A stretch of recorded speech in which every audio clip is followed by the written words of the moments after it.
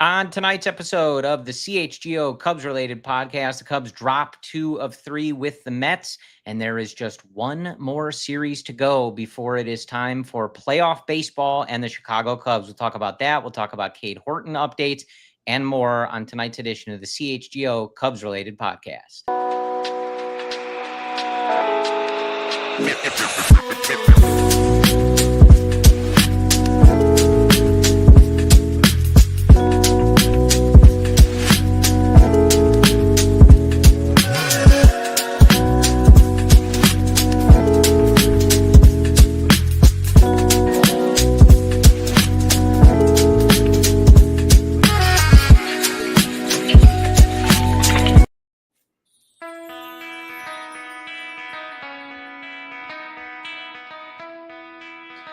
This is the CHGO Cubs related podcast driven by Toyota. Let's go places and bet 365. Whatever the moment, it's never ordinary. Use code CHGO365 at sign up. Hello, everybody. My name is Corey. I am joined as always by Brendan. We are coming to you on Thursday. It is September 25th. And Brendan, we have but one series to go. 3 with the Cardinals at Wrigley Field, and then it is time for the postseason. And unlike the last several years, Brendan, we don't have to close up shop after Sunday. We have more work to do here. There you go. I was thinking the other day, season started in mid-March. It's been over 6 months following this team, day in, day out. Eli Morgan was in her opening bullpen. Nate Pearson was in their opening day bullpen. It's been a wild season, and it feels like in some respect, it's been a tale of 2 seasons.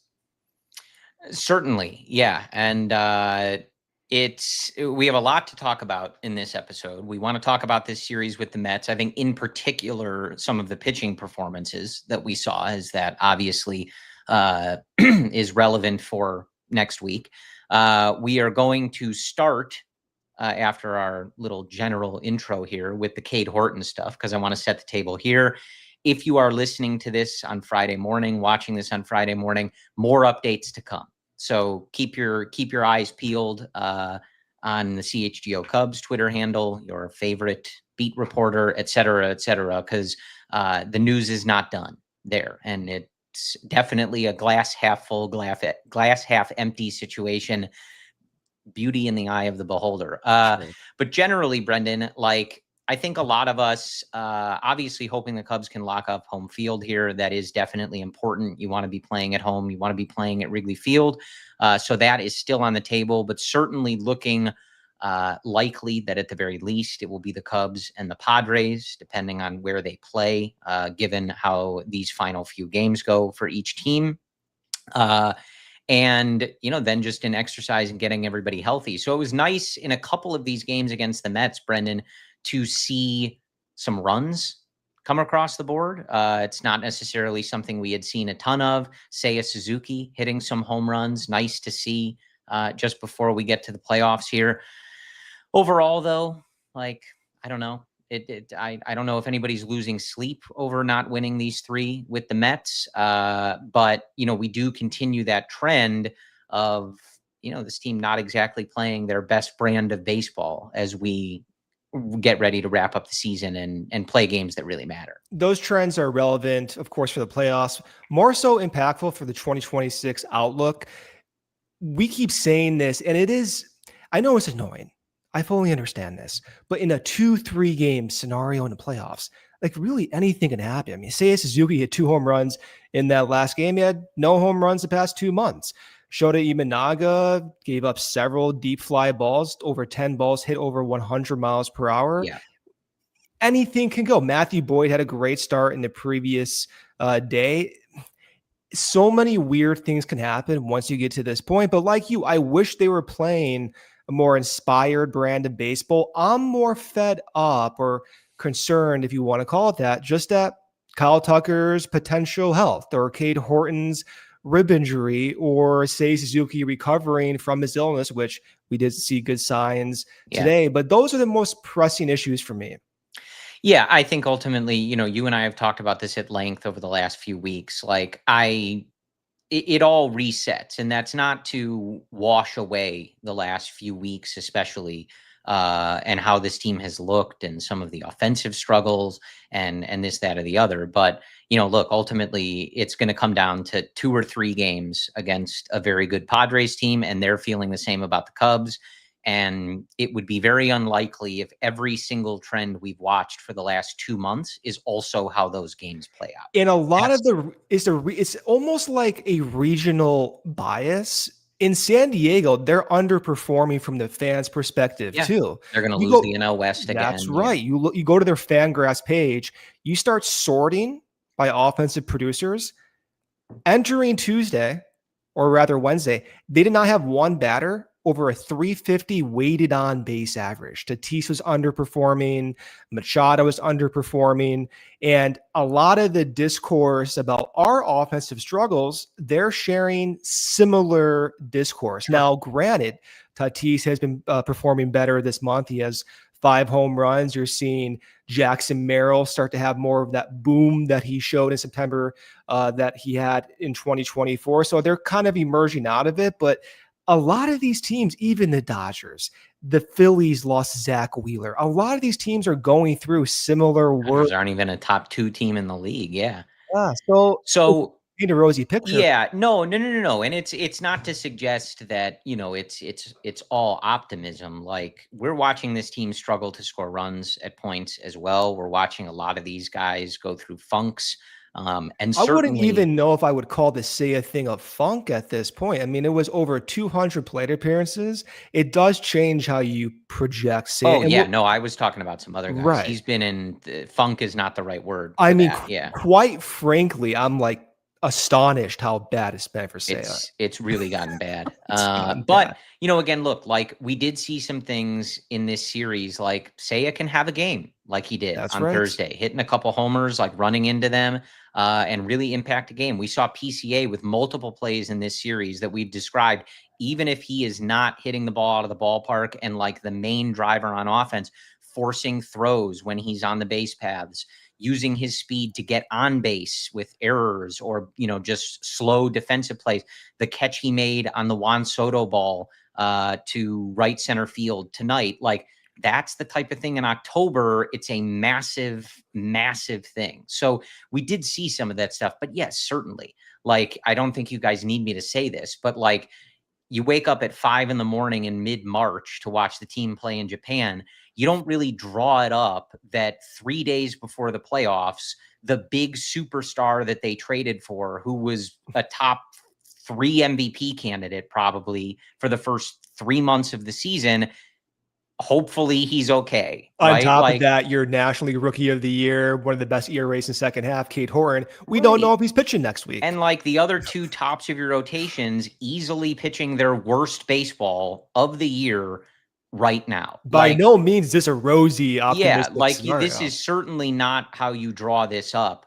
And Kyle Tucker, was taking swings. Hopefully he's going to be in there tomorrow. And, we talked about it last week. Like, even if he can just be in there as a DH, just his presence in that lineup, it matters a big deal. So hopefully that is at least progressing. But yeah, like, of course, this is not at all an ideal situation. Your closer, who appears to be back now, just had a shoulder injury a week ago. Your top 2 starters are in perhaps the worst stretches that they've been in all season. Isn't baseball fantastic?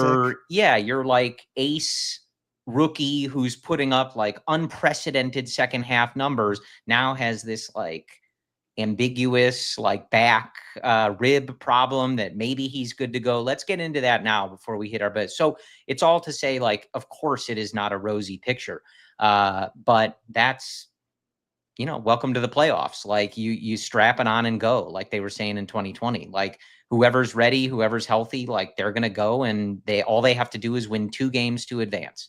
So we'll see what happens. We're gonna get into like Shota tonight and how they're going to line up the rotation, et cetera, et cetera.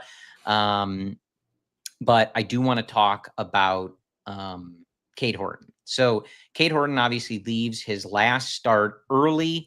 A lot of, people wondering what that was about. Then we hear that it's like something with his back. He probably could have finished the game if it was the playoffs, was kind of the language going around. And now it was weird, Brendan. On Thursday morning, the vibe was bad. There was a lot of silence. There was some not reports from some journalists, which is my least favorite thing, perhaps. If you're going to report something, don't report speculate on people's injury news. It's the Is Ian Happ still on the injured list, by the way? It's all the same guy, too. Oh, God. Like, anyway, the worldwide leader in sports. But it had a bad vibe. And then you were getting some of those not reports like, it doesn't sound good. There's a weird energy, blah, blah, blah. But the update, it's kind of up to you how you want to take this. And it is not finished yet. So Cade Horton is on schedule to throw tomorrow. He is also going to get a second opinion from a different physician. They were looking at the MRI and they're looking at something in the back and in his ribs and trying to figure out, quote, an area of concern in the rib area. Reading this from, some of the beat writers, Saadav Sharma, Megan Montemuro. So that's where the Andy Martinez from Marquee.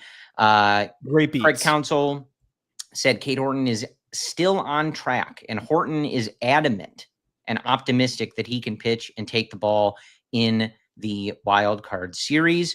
And reading this one in full from Megan Montemuro regarding Cade Horton's MRI, there is an area of concern in his ribs that Counsell said the Cubs are going to continue to get more information on and see where it leads us. He added that right now, Horton is a go for the playoffs as they gather info in the coming days, but he will throw tomorrow and we will get further update there. So, like I said, take that however you want. My initial reaction, Brendan, is that, of course, we spend all season once he's coming up and making his debut, asking questions like, will he be on a pitch count? How many starts will he make? Will his arm hold up? Will they pay attention to his shoulder and his arm? And, because of his injury history, things like that. And it's none of those things that we're talking about right now. It's this new back rib thing that potentially would keep him out. So that's just how this goes. Sometimes you sort of think we anticipated having sort of this exact conversation, Brendan, but just not for this particular issue. This is, of course, some random thing that has popped up. So my initial reaction is like, of course, you don't want to be dealing with this. In a short series, the way that Cade Horton was pitching is perhaps one of the biggest pendulum swingers I think that you can have. A guy that is pitching at that level to be able to go out there and get, even if it was 4 or 5 innings from him, depending on, the pitch count and all that other stuff, you'd hope those would be really valuable innings. You think Jake Arrieta in the 2015 wildcard game, being able to deploy someone pitching at that level is an extreme advantage when you've got them hot and when you've got them going right. Given this, though, I'm glad because this morning I was preparing for him not to pitch in this wildcard series. So we have to see him throw tomorrow. They're going to get that second opinion, and that can always still come back negative. And it could be something small where they say, hey, look, he should take the week off, right? Unfortunately, that would be too long unless they advance, but you just never know. So keep updated, keep checking, what the updates are. So in that regard, I'm pleased. I guess I'm optimistic because I was sort of staring down the darker version of the path. But the broader thing is, as we talked about, Brendan, 3 days before the playoffs start, this guy's been on an electric run. They are right at the finish line of getting him there and getting him pitching meaningful baseball in October. And now there's a pretty big question mark. And you don't have to think about this now, but given that he may be dealing with something, even if he wants to go and they want him to go, no matter what, you're going to have to worry, what about the long term? Is he going to compensate for anything? Should they push him depending on what these doctors are saying? And as you guys all know, I wouldn't blame any of you for not trusting what the Cubs medical staff or their front office or coaches say about medical information. They haven't exactly earned everybody's outright trust in that regard. So comment here from KM, who are the starters versus the Cardinals to finish off this season?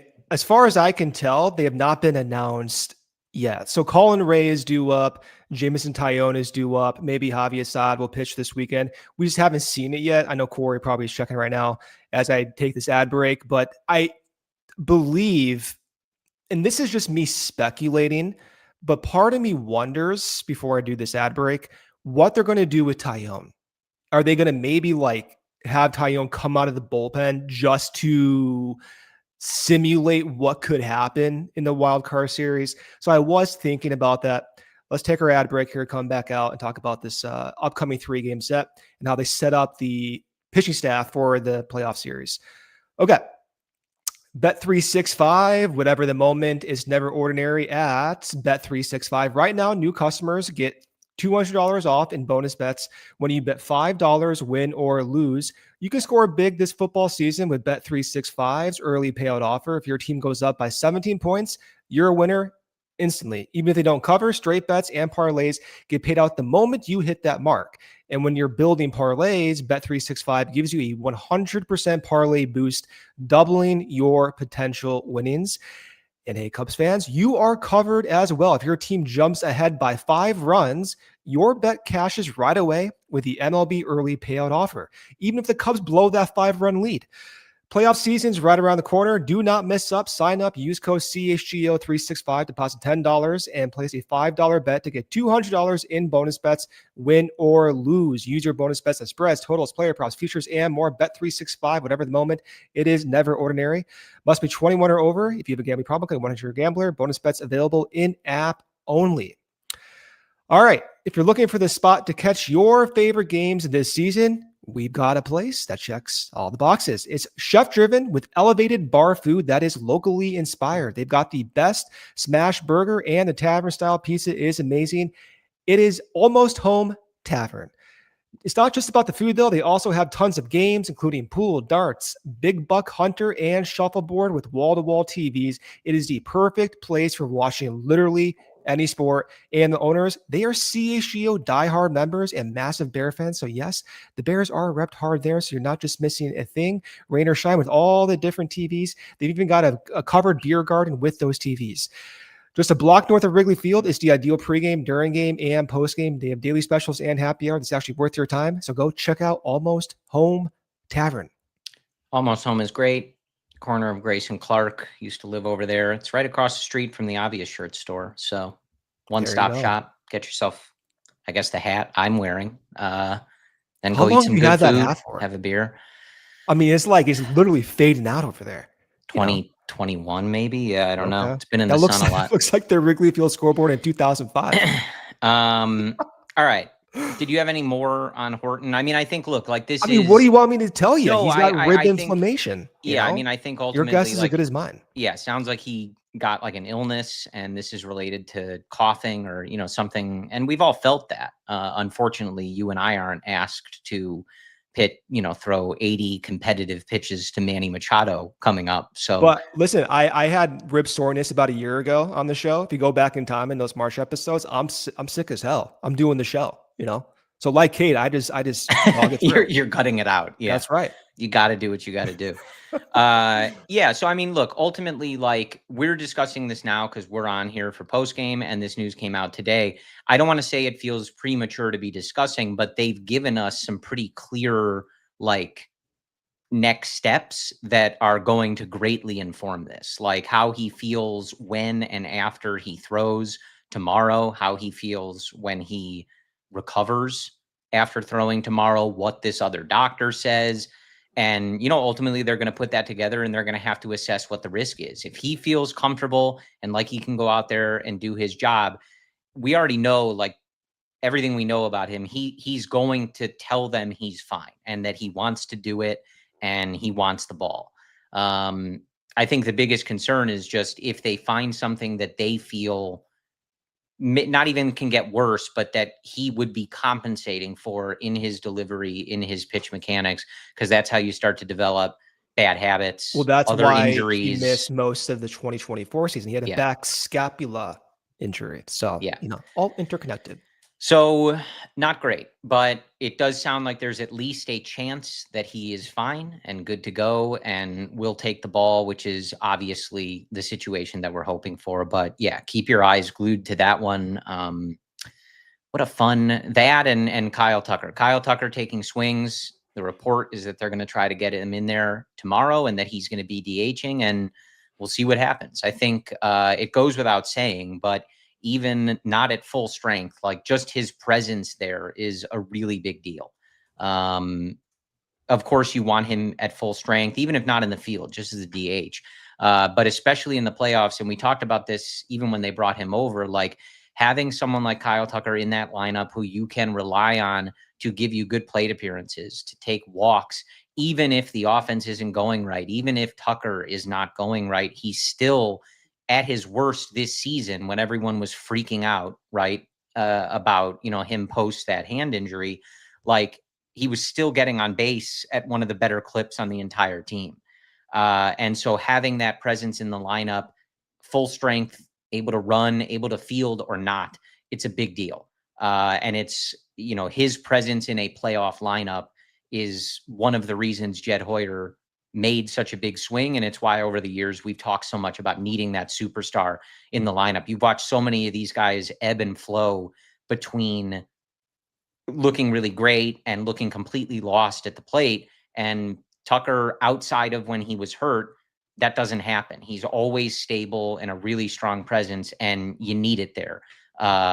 Even in a decoy capacity, Brendan, like just having his name in that lineup, it means a great deal. So hopefully this weekend goes well. Obviously, the optimal outcome is that he looks like himself at the plate, and you're feeling like, okay, he's the DH. He's not going to field.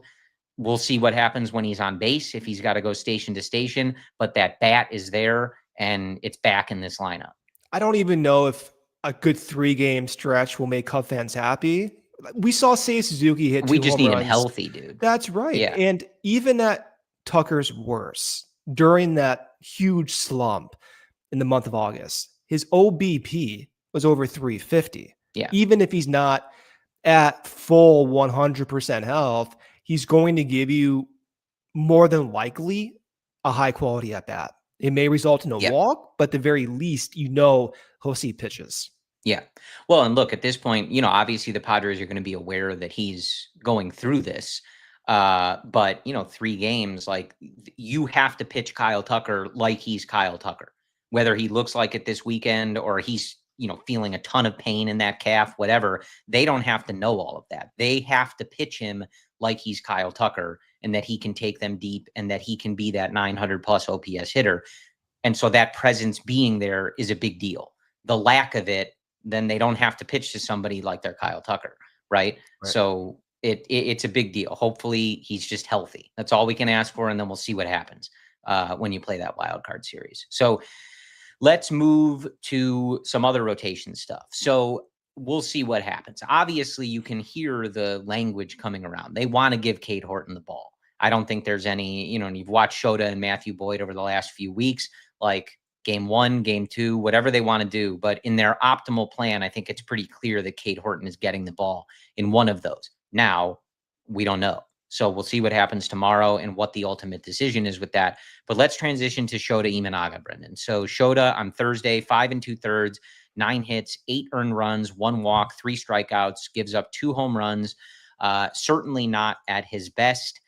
And I think without, like, there's obviously a lot to talk about here in particular. I think the immediate concern, right, with Shota, the numbers sort of speak for themselves, like just in his last several starts. His last 15 starts, he's got a 4.3 ERA. His last 7 starts, he's got a 5.4 ERA.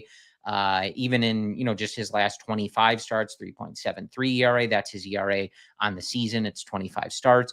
So certainly not what we saw from Shota, like, vintage Shota, like ERA leader, that type of vibe. But I think the big concern for Shota heading into the playoffs, a team like San Diego, he's giving up a lot of home runs. His home run rate has spiked in this second half. I think in the month of September, it's over 3 per game, 3 per 9. And even when he came over from Japan, part of the scouting report was that he gives up a lot of fly balls. And that was something that I remember even going to his first year, like, oh, Wrigley, we'll see. obviously in the years since, Wrigley has played much more as a pitcher's park at times. But going into the playoffs, like, you don't win or die by the home run ball, Brendan, but especially in these short series, like, it's very difficult when each team is emptying their pitching staff with the best that they have to offer and kind of maxing out to win, like, station to station, like racking up hits and just singling a team to death to put up crooked numbers, right? The big way to lose in these playoffs is you give up home runs. You That's have a part of bad his walk. profile, Yeah. right? So if you look at what he did tonight, when you start giving up home runs from Shota, the first question I ask is, are they unique home runs served up? And the unique home runs he serves up are pitches that he mislocates. Are the fastballs low in the zone, or are the splitters left up, or are the sweepers left up? So it's really easy to answer. Let's go to the actual spray chart. This is what he looked like tonight. You don't need to be a genius to see a trend. See all that red and teal fastballs atop of the zone, splitters low and right in the zone. That's what you want to see from Shota. That is typically what he's shown for the past 2 years. Now let's look at the home runs he gave up. So the home runs he gave up are in red here. See that one home run top left? That's a pitch up in the zone, right? Not mislocated.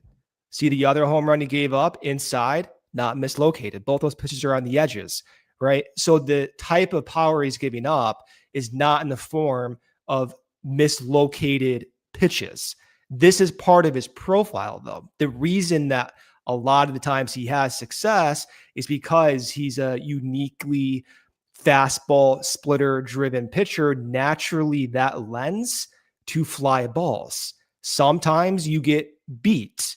That's just the name of the game. It doesn't mean he pitched bad tonight. I would chalk that one up as just one of the outcomes in his profile. It doesn't mean you can be optimistic about it, but that is always who he is. And it's always who he has been this year and dating back to last year. Yeah, it is what it is. So Shota has actually given up at least one home run in every start he's made since August 5th, working backwards from tonight: 2 homers, 3 homers, 2 homers, 1, 2, 2, 1, 1, 1, and then 0 on the 5th against the Reds. So yeah, it's part of the game. Like I said, even when he came over from the NPB, it was part of the scouting report. Like, what will that home run per fly ball rate be? And that will be a big determination in whether he's successful at the MLB level or not. So I don't know how to feel, Brendan. I mean, obviously he's not pitching his best baseball. Those ERA numbers in those smaller, 7, 15 game samples sort of speak for themselves. But I do think regardless. It's not egregious though. That's no, what no. I think it deserves nuance, because sometimes when you see those numbers, and just to push back, you see numbers in the home runs and you think, oh my God, he's looking completely different. Yeah. And the reality is he's not. Is he looking his best self? No. But what he did tonight, if you have the exact same game that he had tonight, more times than not, you're not giving up 6+ runs, not with that profile.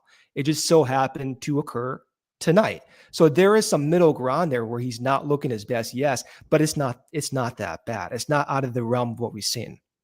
Yeah. And I think, really, I even just bring it up because I think it is one of those things where it's going to be interesting to see, I think this Padres lineup, and we'll get into the Padres specifically in the second half of the show after our second ad break here. But, their lefties are a better matchup for them from our perspective. But like I said, controlling the home run ball in the playoffs is a huge thing. And San Diego does have some of those hitters where, you have a bad walk and all of a sudden, right, like you give up a bomb to the wrong guy and it obviously changes the game. Very rarely in the playoffs, like I said, you see games always won by just racking up 15 hits and just constant hits with runners in scoring position. Like, big blows are often what decide a lot of these games. So if Shota takes the ball, like, the offense would probably disagree, but you might want the wind blowing in. But yeah, look, like we've seen a lot of starts from Shota too, where he does give up the home run ball, sometimes 2 or 3, but ultimately that's the only damage that's done. So that's the other exercise, is making sure you're not putting guys on base, making sure you're playing clean defense, not giving up any cheapies or anything like that. And then if, he does find himself still susceptible to the home run ball, hopefully there's solo shots and your offense is able to work around that. And that's also the area where, you go back to a play like PCA made on Juan Soto tonight. Like, that ball falls, gets in the gap, next guy hits it a little further. Now it's 2-0 versus 1-0. Like, it does really drastically impact things. So obviously I share the feeling, this isn't Shota's best stretch, but I remain still, confident in his ability to deliver a good start. What is my confidence in that right now? Probably not the same if you asked me 4 months ago, but he's had a lot of really good starts at the MLB level. He's a really cerebral guy. I expect him to prepare very well for this start against Padres, if indeed it is him, right? We obviously don't know that yet. But there's clearly parts of his game that are going to be pivotal in whether it's successful or not against this Padres offense. Okay, so our second ad break here. Then we got more Padres talk. At Toyota's National Summer Sales event, we've got a long lineup of vehicles for fun. Hey, Cubs fans, Toyota has 25 vehicles with available all-wheel drive and four-wheel drive. The RAV4 has legendary versatility. The Grand Highlander's adult size third row is for real, and the Tacoma's wild side comes standard. From job sites to campsites and game nights, there's the all-wheel drive or four-wheel drive Toyota to get you there in style. You can find yours at Toyota.com or by visiting your Chicagoland Toyota dealer. And become a CHGO diehard and upgrade your fandom today. Get access to our exclusive written content, a free t-shirt, plenty of discounts on future merch and events, plus access to our CHGO Discord lounge where we all hang out and talk Chicago sports and so much more. Monarch Money, if you've been putting off organizing your finances, Monarch Money makes it simple. It's an all-in-one personal finance tool that helps you feel organized and confident about where your money is going. And right now, just for our listeners, Monarch is offering 50% off your first year. I've been using Monarch to keep a clear picture of my financial health. It's been huge for maximizing investments, boosting savings, and keeping everything just in one place. Week to week and long-term, I actually know what's going on with my money, and that's a game changer. Monarch is built for people with busy lives. You can link all your accounts in just minutes, get smart categorization of your spending, and see clean, easy to read visuals that make your finances make sense. I love those graphs. And don't let financial opportunities slip through the cracks. Use code CHGO at monarchmoney.com in your browser for half off your first year. That's 50% off your first year at monarchmoney.com with code CHGO. All right, and Brendan, sometimes the most powerful thing in the world is just knowing you have someone on your team. Big Brothers, Big Sisters of America has been building that team for kids, one mentor at a time. And this month, CHGO is joining their team, and we're asking you to join us. Your donation directly funds the screening, training, and support needed to create a life-changing friendship between a big and a little. You can start something incredible right now. If you're watching on YouTube, you can donate through the button on our YouTube channel here, or you can visit bbbs.org/allcity to donate. We appreciate you joining CHGO in the support of Big Brothers, Big Sisters. All right, Brendan, back with you. And earlier tonight, we have a matchup. It is the Cubs and the San Diego Padres. We have a playoff series to look forward to. So for all of the, where's this guy at? Look, if you had told me 3 months ago, maybe 2 months ago, I guess, that Seiya nor PCA would have hit their 30th homer yet, I would be like, oh, what happened? Who got injured? What happened? And what do you mean Kyle Tucker's not even playing? And Cade Horton has a area of concern. I hate that phrase, but there's a lot going on. But regardless, two teams will get it together, and we still have to figure out where those games will be. Obviously, the Cubs have the advantage heading into this final weekend to lock that in. I believe a 1.5 game lead. Correct me if I'm wrong on that for home field. Correct. And well, no, it can't be 1.5 now. 2 games. They all have 3 games left. Sometimes I get the math quick, You got to count on your fingers. Yeah. There's no half. So how do you feel? Just we'll get into some of the specifics, but gut check, like right off the jump. This is the first team the Cubs are playing in the playoffs since the Marlins in 2020. How do you feel heading into I never feel good. What kind of question is that? Have I ever felt good going to a playoff series? Absolutely not. I'm a wreck. No. How do I feel? I feel awful. I feel absolutely awful. Are you kidding me? I'm exhausted watching this team. I've been exhausted watching the team for the past 25 years, Corey. How do I feel? Bad. But isn't baseball fun? It's so, I don't know why we do this to ourselves. I really don't. This is such a ridiculous sport to watch. At least for football, you kind of know where you are. With this, you have no idea. I will say, though, if you look at just how the Padres match up, if you want to paint the optimistic picture, we'll paint it. If you want to paint the pessimistic picture, we'll paint it as well. But optimistically, at the lineup we're facing, they struggle against off-speed pitches, changeups, and splitters. Boyd and Shota make their careers off changeups and splitters. So if you just go to Baseball Savant, you go to Manny Machado's homepage, you go to Fernando Tatis's homepage, you see, oh, wow, they have negative run production against changeups. That seems like a good sign. And then you start looking at their lineup. Well, who's going to bat in the top of the lineup? Well, Luis Arias, he's a lefty. Okay. Jackson Merrill, he's a lefty. So, you have the lefty handedness favoring 2 lefty pitchers for the Cubs, and their dominant pitch types tend to do okay, at least for this year, against the 2 righties, Tatis and Machado. That seems like a okay scenario to have. So if you want to paint the optimistic scenario, well, it's possible that the Cubs do match up well against the Padres from a pure position hitting standpoint. Okay, well, and I'll ask you the reverse. How do these Cubs hitters match up against this Padres pitching staff? Before you do that, though, just to paint a picture, I don't know how many of our listeners are super familiar with what's going on out in San Diego. Right now, Padres 87-72. Home record 49-29, 5 games under 500 on the road, 38-43. Just some quick splits. 16-12 in the month of August. So far, they've been 500 in the month of September. Just obviously over the trees view of how they've been playing. 30-23 in 1-run games so far this year. The Cubs and Padres split a season series, both winning 3 games there. So just a general vibe check on the Padres. I would think, Brendan, if you had told their fans that the Dodgers were going to end up in the low 90s, they would be pretty disappointed to learn that they were not the one winning that division. Right. And that's how weird this sport can be. Yeah.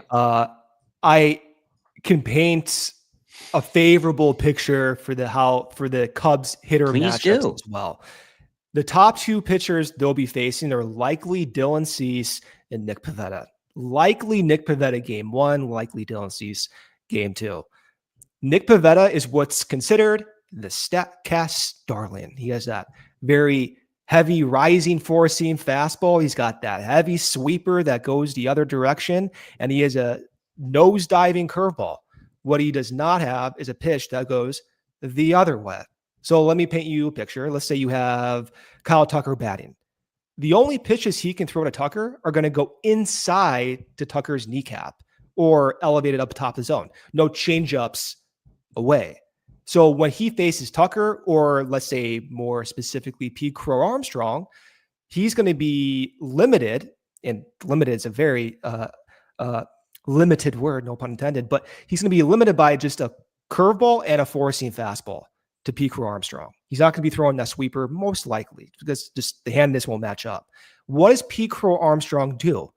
He golfs curveballs out of the dirt, and he hits pitches over his head 400 plus feet. Like specifically, that is what he's done. If you look at all hitters this year, he has hit home runs against those pitches at the worst parts of the zone.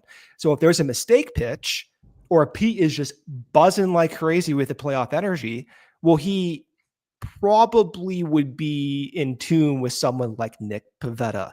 Pete may struggle with someone who has a changeup or someone who has made more of a tighter breaking pitch, like let's say like an Andrew Kittredge type. But that's not Nick Pivetta. So that would be the optimistic scenario. And Dylan Cease, you can also paint the same picture with him not having a changeup as well. So I do think just the one dimensionality of those two pitchers, which are they're very good, don't get me wrong, but the one dimensionality for a veteran savvy group might be favorable for the Cubs. Okay.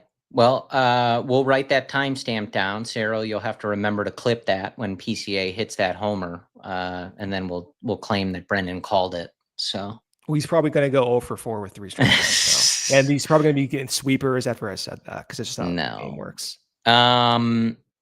Yeah, I mean, look, it's going to be interesting. I mean, overall, the Padres offense, I think in general has been fairly, middle of the pack, like WRC plus, they're 11th against left-handers. That OPS as a team is in the 680s, right around the middle of the pack. But against righties, like the OPS is higher, but their ranking amongst the rest of the league is lower.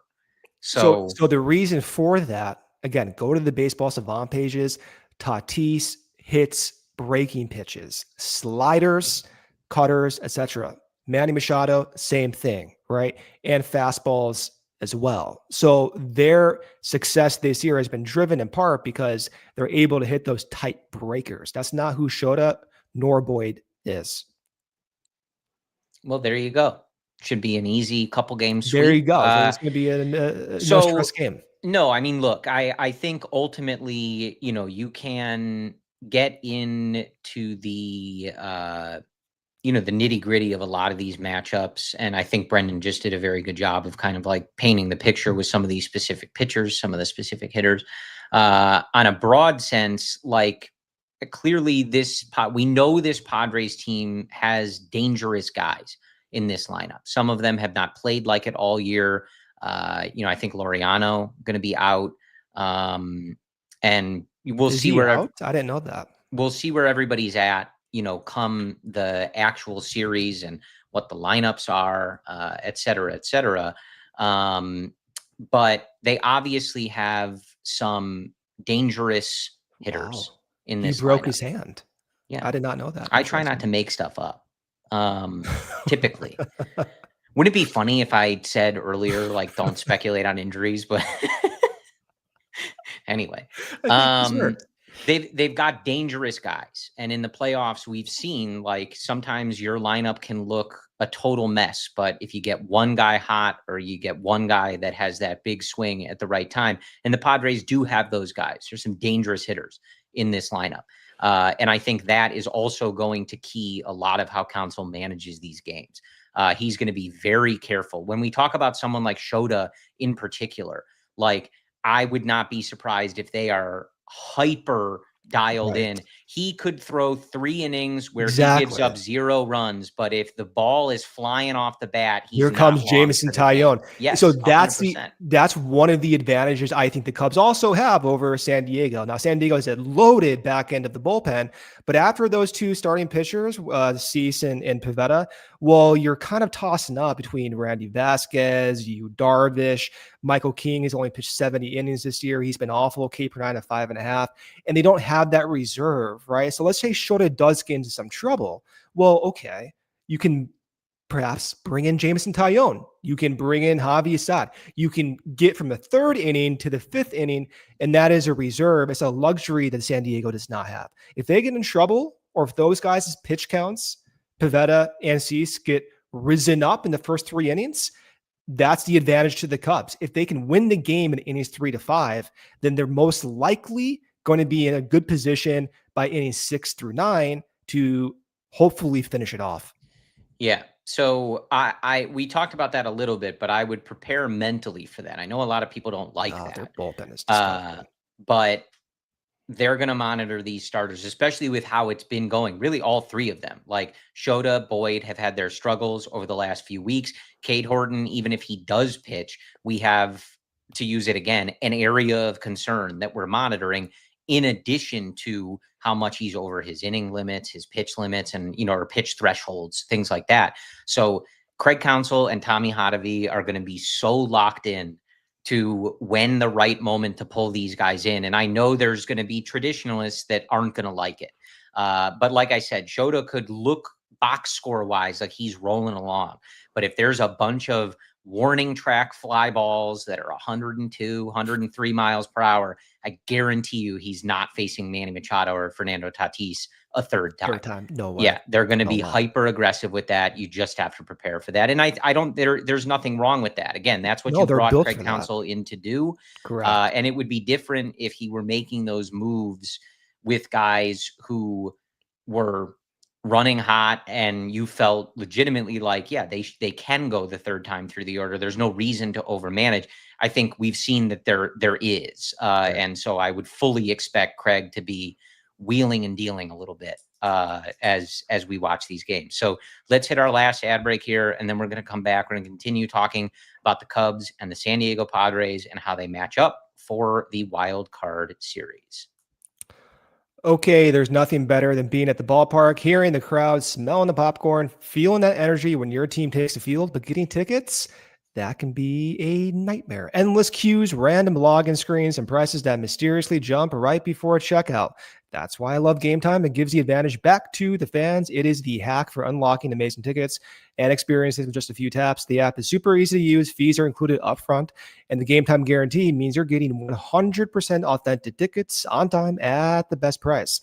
I'll be looking for Cubs playoff tickets on Game Time next week because I know in less than 2 minutes, I will find awesome seats at the best price, and I can use the seat view feature to check out exactly what the view looks like before I buy them.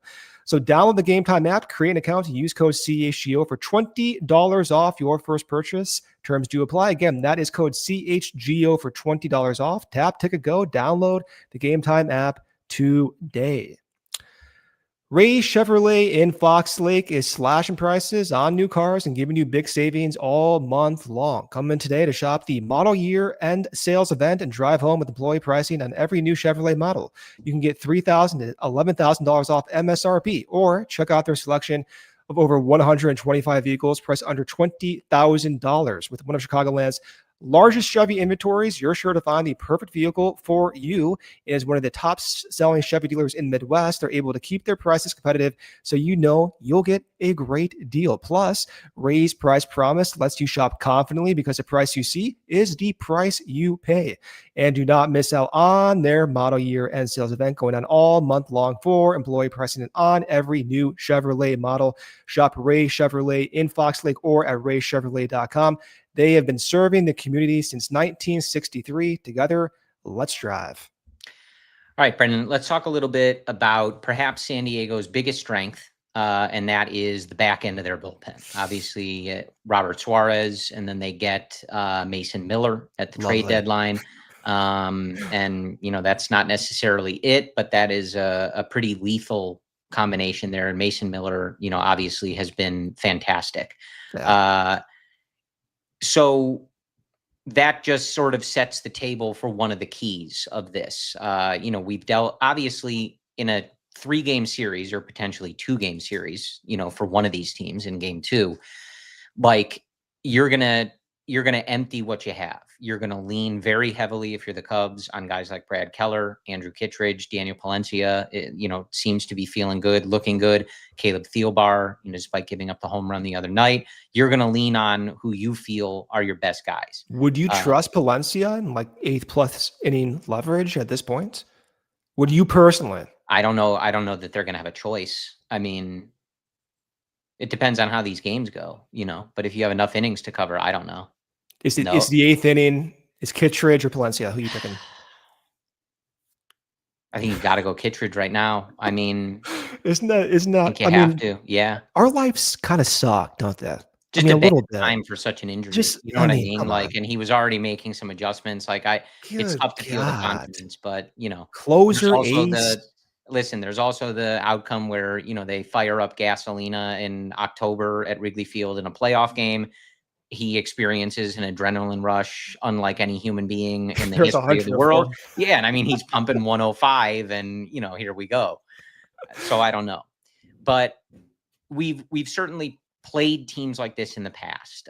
This is not necessarily the 2016 Cleveland Indians, who the Cubs did overcome in that World Series. When they won the World Series? Yeah.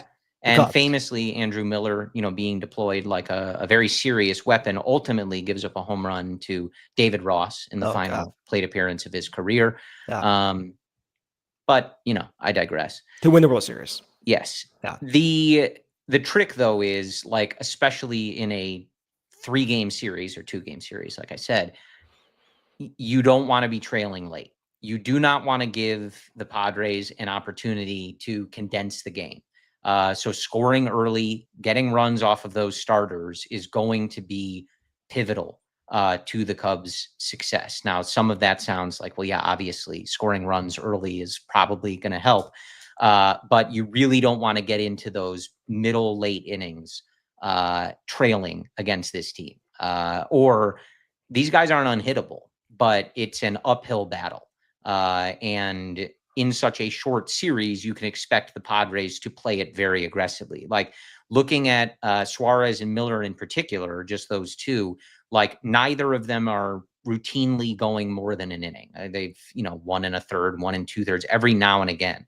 But you never know, right? Like, do they get in an opportunity if they win game 1 and they have a lead going into the 7th in game 2? Like, never know. Maybe they give the ball to Mason Miller and they say, fine. Get us to Milwaukee. Like, you go take it. You never know. So it's pivotal. And we've seen it so much with these Cubs, like putting guys on base, struggling with things like that and getting those runs in or getting runs in from third, those things, all of those things in the playoffs, obviously hyper magnified. You've got to take advantage when you have their pitchers on the ropes because you have to assume that at some point they are going to bring in pitchers that are very difficult to string hits and walks and runs together against. So that is I would say clear advantage San Diego back into the bullpen and the ability to potentially shut down a very close game. But we'll see. I would say advantage Cubs first 5 innings, advantage San Diego last 4 innings. That's what I would say. So if you win the game up front, then you put yourself in a position to avoid that disaster. You get to the 5th inning and you're down by 1 to 2 runs. I'm feeling exactly how I felt in that World Series, knowing Andrew Miller was coming out of that bullpen. I'm freaking out. So you have to get those runs in early. And look, it's never to say that it's impossible, right? It's just a daunting task. Mason Miller has a 17K per 9 this month. 17. Yeah. Well, it's fine. It's not like the Cubs offense strikes out a lot sometimes. That's unbelievable. Not a concern. Brendan. Unbelievable. So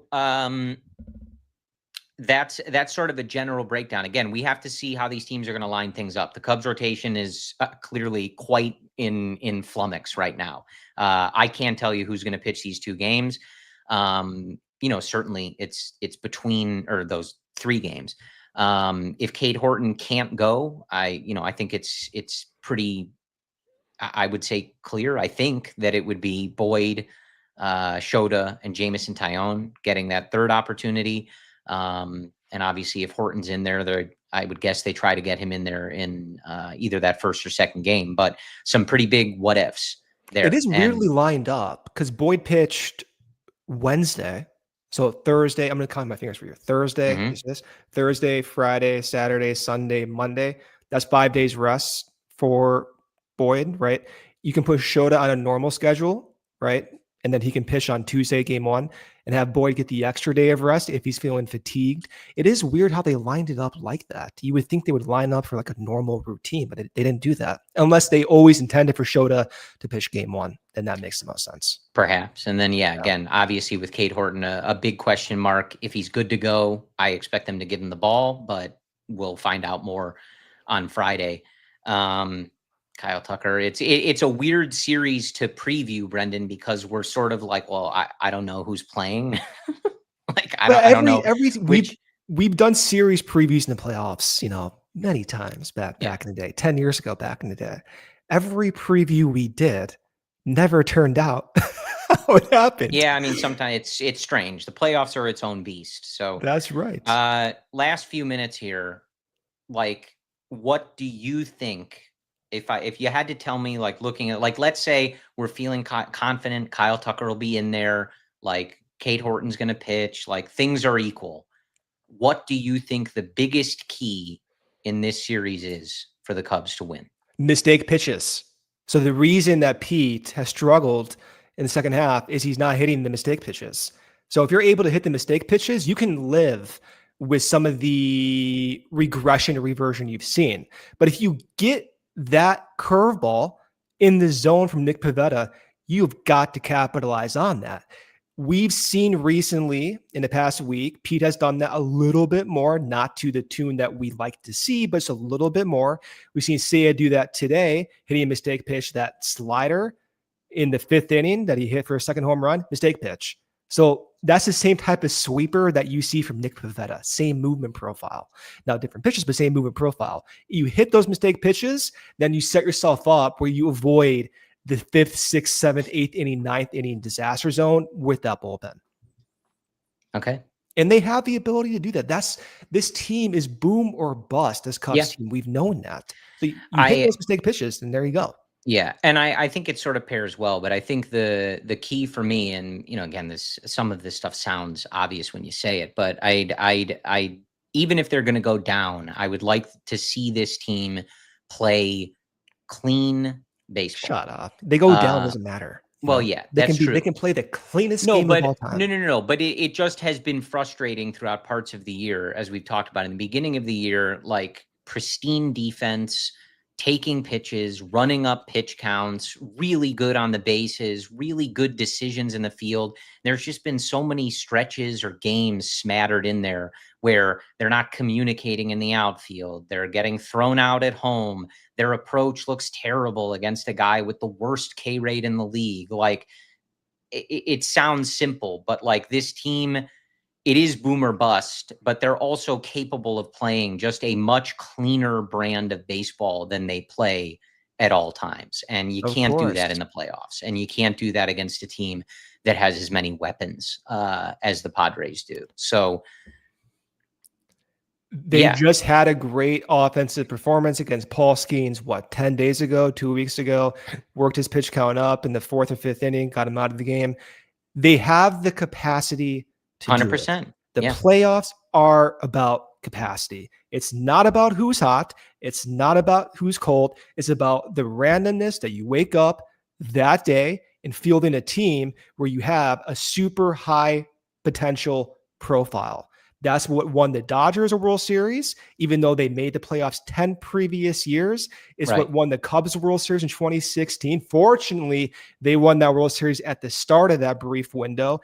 Baseball is always going to be like this. You can be the absolute best, but you can make the playoffs 10 times in a row, win one World Series. That's more than likely what happens to all these teams. Yep. And sometimes, a game comes down to Javi Baez moonshot that barely gets into the basket because the wind is blowing in, and that's the only ball that anyone was able to hit all night, right? So it's a bit of a crapshoot, but hopefully one that the Cubs can win. And as we've said, like their ceiling is there.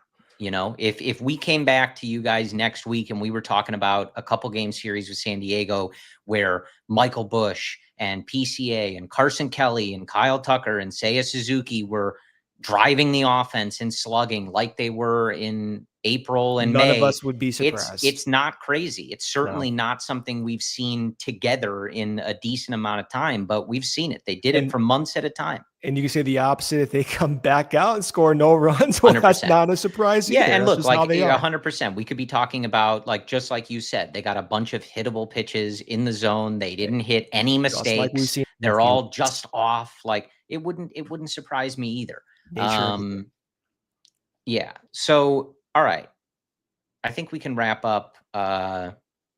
Well, we'll do like a couple minutes of overtime because I'm not ready to wrap up in the next 30 seconds. So we're going to hit overtime here. So make sure if you're watching, head over to YouTube. We'll wrap it up on the fast channels here. and we'll hit overtime. I think just a couple minutes, but we'll see what Brennan and I It's have getting late here over on here, the you know? It's CHGO past Cubs my YouTube bedtime. channel.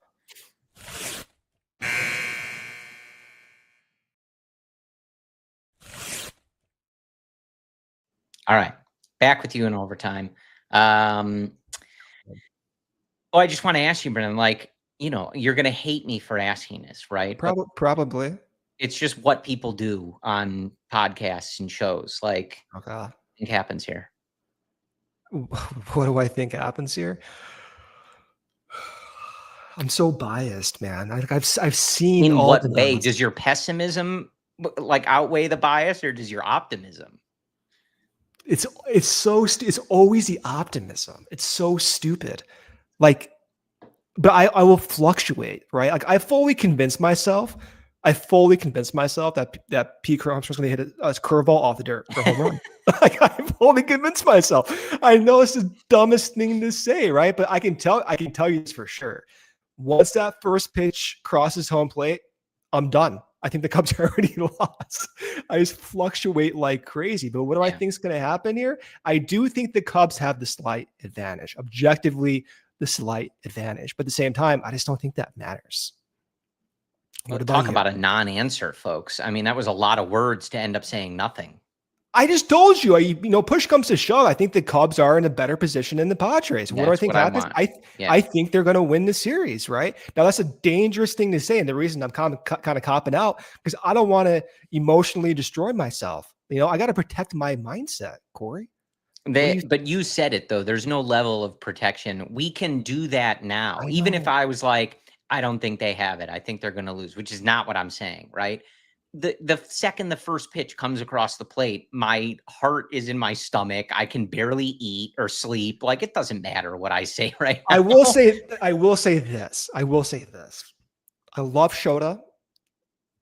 I don't like watching fly ball pitchers in playoff scenarios. It's tricky. It gives me a lot of anxiety. That's why I loved Jake Arrieta, because he was a ground ball guy. He threw four-seam fastball, sinkers, cutters, that sharp hook. I knew that the fly ball was less likely. That's why I love John Lester too. That backdoor cutter, beautiful stuff, right? Fly ball pitchers naturally just scare the absolute hell out of me. Yeah. Look, it's dangerous, right? And I bring up that like Lester Cueto example. Like, that's one of those nights where it's very difficult, obviously, to hit a home run. Javi clearly hit that ball 800 feet and it barely got out of there. Was the wind blown in that night? We never even talked about that. Like, how did that ball not go to Waveland? Well, I mean, isn't that the answer? I don't know. You were there. I couldn't tell if the camera view screwed me over. I'm like blacked out, as if I remember any of that. Yeah, I'm like, I mean, I literally did black out that night, but But it's a good example of, like, sometimes, like, you get in these environments where the pitchers are just on their game and the environment makes it very difficult to hit. And yeah, that's going to be the concern with Shota, is that a couple of mistakes that get hit in the air like that, like, they can really change the game if it's not an otherwise hitting environment for both teams. So the long ball plays a pretty big role in October. These are short games, everything's condensed, and it's definitely going to be something to watch. Well, how are you feeling? How are you feeling? I mean, I hate that. Going back to how we've been talking about it, you start, we're obviously watching this, from the minute last season ends. It's the 2025 season for us.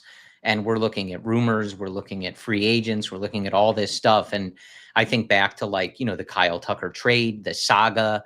And this feels like the longest season we've covered. Am I right about that? It just feels longer than usual. Literally it is, because it started in early March. I mean, technically. Like, it's like crazy. It's like 2 seasons. Well, and you just have you're coming off of a retool, right? Like, it's been a while since the Cubs have been in this position. 2 years winning 83 games, one missing the playoffs by just a game, the other missing it by several games. And so it's felt like a journey to get to this point, to where the Cubs are back and making the playoffs. I know they didn't win the division. I know they did not, like, accomplish every goal, right? But it has felt like it's been a journey to get here. And so I think the first thing I think is, like, there's a reason you want to win the division. There's a reason you want that bye. And it sucks to start a season at 5 a.m. in mid-March, and then to be here now knowing that it all comes down to 2 or 3 games against a really good Padres team, like a team that obviously has very serious aspirations and came in not necessarily as a favorite, but like someone in the conversation in the National League. And so it sucks that it all comes down to that. It does not come down to whether this team can show up in a long series and kind of show their muster. It comes down to 2 games. And we're sitting here watching Kyle Tucker take batting practice in an empty Wrigley Field, praying that he's able to take the field on Tuesday and waiting for MRI results from a second physician for Cade Horton. So in that regard, I don't feel good. It would obviously At least you're going to a second position so soon, instead of 2 months later. But yeah, I suppose that's nice. Yeah. Progress. Yeah, upgrades, people, upgrades. But overall, like I'm excited that they're back in the playoffs, and I think they can beat this Padres team. I mean, I think that they can beat any team in this field. Certainly, there would be matchups that I would not be as confident in, and I would feel like they obviously need to play their best baseball that they've played in 4 months at this point in order to beat them. But yeah, this Padres team is flawed. Like, there's a reason that their podcasts are having the same conversation we are, like that they didn't win the division. Like I said, they're like terror. They're horrified. If I told you the Dodgers are going to win 91 or 92 games and the Padres weren't winning that division, like that would make people in San Diego sick. If the Dodgers aren't winning 103 games, they better be winning that division. Right? So like, I think that they're a flawed team. This Cubs team can beat them like everybody else. I wish that the Cubs were playing better baseball. I wish that they hadn't been playing like this for the last few weeks, but ultimately come Tuesday, it doesn't matter. Whether it's a day, I mean, if it's the Dodgers and the Mets, am I wrong to think the Cubs are going to get stuck in like the middle of the afternoon because they want Soto and Ohtani in prime time? That just can't happen. I'm going to get fired. It's going to happen to you. That can't. Baseball's got to figure out their schedule. Have your PTO loaded, everybody. You may need to take off. I mean, like, can someone Major League Baseball make sure that playoff games are at night? I mean, there what might are we 4 doing games here? on some of those days? They can't have everybody playing at the same time. This is not my problem. Figure out the schedule. Start it 3 days early. It sounds like it's directly your problem. Actually. Well, it is my problem, but it's everyone else's problem. You want to watch a game at 2 p.m? I'm so sick of doing that. I had to watch it. I laid groundwork with my boss. I'm like, listen, I haven't worked here since the Cubs have been in the playoffs. You're about to meet a new person, so just get ready for that. And I don't think they get it, but I warned them at the very least. So I'll be there. Yeah, I mean, I look forward to it. Look, as we've said, like, we can look at the matchup, we can look at how the season fared, and there'll be an entire offseason to talk about the season and all this other stuff. But this is the last time you're going to hear from Brendan and I before the playoffs start. Like, Cubs are in the playoffs. That's all that matters. I don't care how we got there. I don't care what happened in these 162 games. We can talk about that another time. We can talk about Jed. We can talk about Tom Ricketts. We can talk about the Kyle Tucker, if they're going to extend him. We can talk about all of these things. But for the next however long they're alive, none of it matters. What matters is that the Chicago Cubs are in the playoffs, and starting Tuesday, every game is live or die. Every game, there may not be a tomorrow, and that's what we do it for. That's what we're here for, is to watch them try to win a championship, and most of the league is not going to get that shot, and the Cubs are going to have that shot. So we'll see.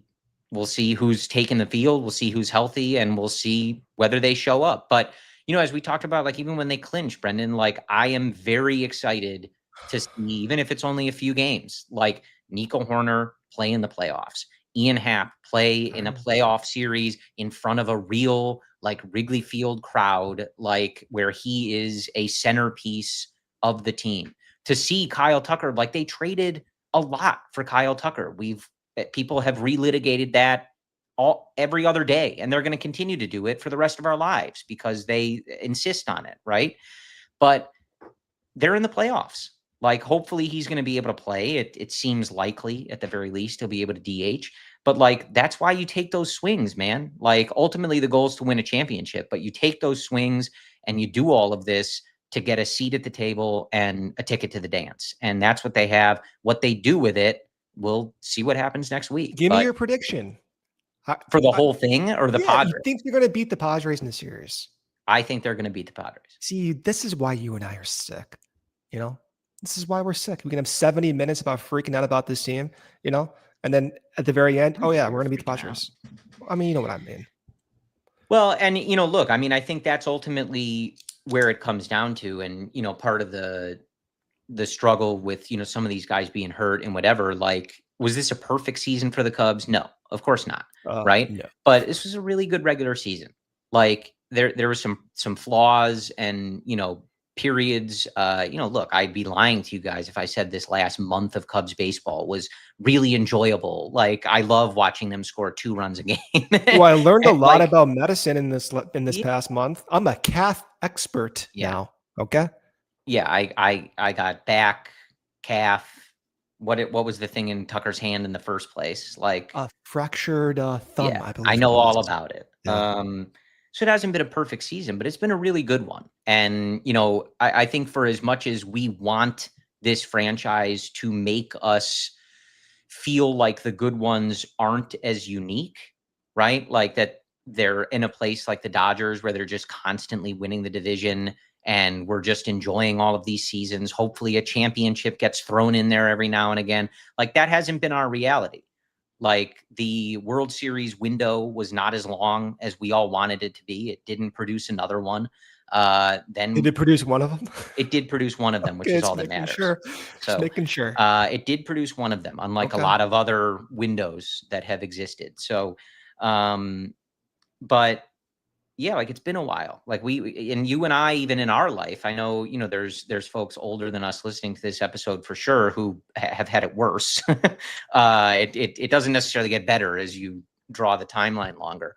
But, you know, you and I, like, in our life, it's not like they make the playoffs every year or every other year. It's been fairly inconsistent throughout even just our lifetime. So I'm going to savor that environment. I love the feeling of, you know, being near Wrigleyville and walking over to the ballpark, crisp, late September, early October, afternoon, evening, and knowing that they are playing playoff baseball at beautiful historic Wrigley Field. There is almost nothing like it. And there is nothing like it. I'm excited for it. So, perfect season? Of course not by any means, but it's been a really good one. And it's a bummer that it is going to come down to 2 or 3 games against a very game opponent. But such is life. That's what we have for you. I believe we will have more information for you as far as overall coverage from the CHGO Cubs team, Luke and the boys.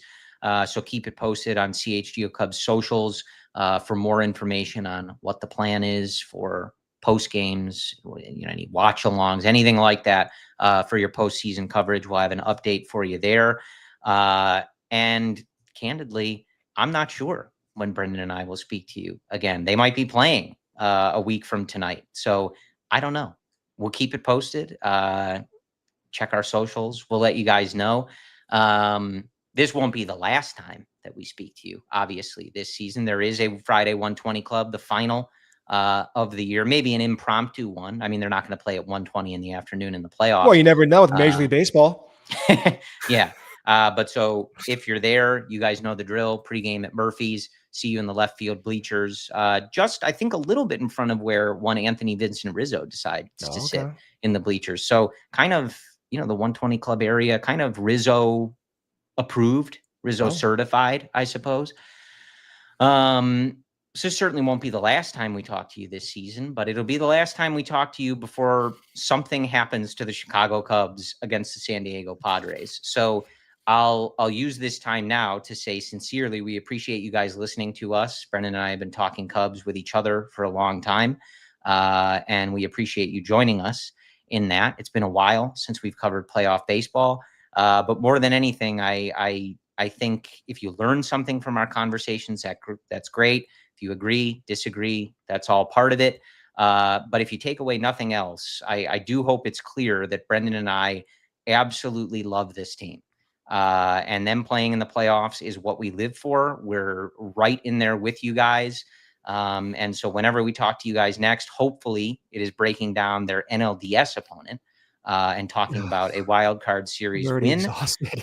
But listen, it's the playoffs. Go Cubs. We're all in this together. And this is what we have been, this is what we've been building towards. This is what we all want to see. So enjoy these last few games. There is a little bit of consequence, right? They need to win a game to make sure that they're playing at Wrigley Field. So it's not all without consequence, but enjoy this weekend of mostly stakes and stress-free. But I say that as everyone's going to wake up and read MRI reports on Cade Horton. It's not stress-free at all. We have no stress-free whatsoever. Until even you clinch that home field, it's not going to be stress-free. Shut the hell up over there. It's absolutely not stress-free. Yeah, enjoy your stress-filled weekend and your stress-filled next week, you bunch of losers. But yeah, man, I mean, this is what we do it for. So I'm as big of a psychopath, I think, as most people have met once the Cubs are in the playoffs. And a lot of people in my life haven't met that person yet. So, boy, we're going to have a conversation. Let me tell you that. Kudos to everybody. What, is it not normal that people listen to a 9-minute Tool song before the game starts and don't talk to anybody? Are those the same headphones you did in 2016 too? Those same ones you got in right now? Probably. Oh my God. You got to update your headphones, man. What are we doing here? Won a championship. Okay, that's fair. I'll give you that. That is fair. Yeah. I'll give you, I got no so anyway, we'll wrap it up there. We appreciate it, you guys. It's been fun. It's obviously gets very serious now. Serious. But enjoy it. Be nervous. This is what we do it for. We've spent many Octobers only watching teams we don't like and rooting for them to lose, or just watching other players on the biggest stage get talked about while we're looking ahead to Cubs convention and the rumors and the free agency. And the Cubs are in the dance this time. So let's see how they show up against the San Diego Padres. Let's hope they win a playoff series. I can't wait to be at Wrigley Field in an electric atmosphere amongst the Wrigley faithful watching playoff baseball. So we'll figure out when we will talk to you again soon. But we appreciate it. We appreciate your support. And as we head into the playoffs, folks, more than ever, as always, go Cubs. We all silly like the mayor.